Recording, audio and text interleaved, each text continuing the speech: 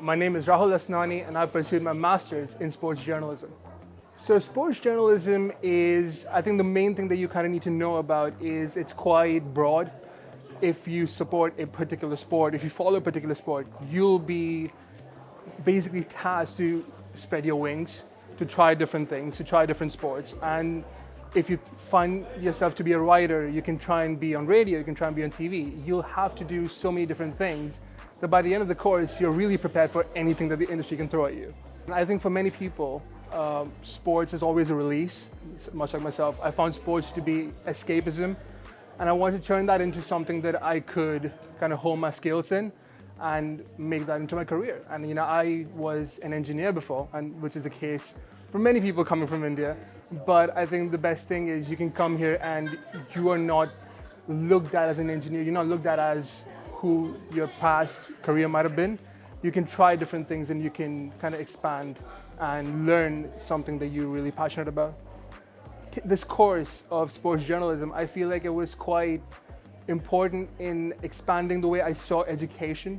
Because for me, being from India, you kind of see education as something that's quite structured in a way where you have to go through certain motions and by the end, you pass out. But here, it's something that you have to go out there and chase certain things.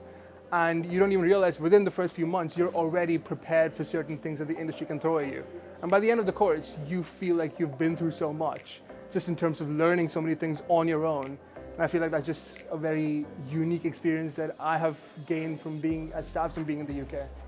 I feel like when we got into university, first of all, you see all these MacBook Pros, you see all the recording studios that you have, you see all the mics, you see all the best technology that you really see at industry level, and getting a chance to work with all those industries, all those equipment, and also getting a chance to basically utilize all those equipment as we see fit, with of course the guidance of the media guys and the professors.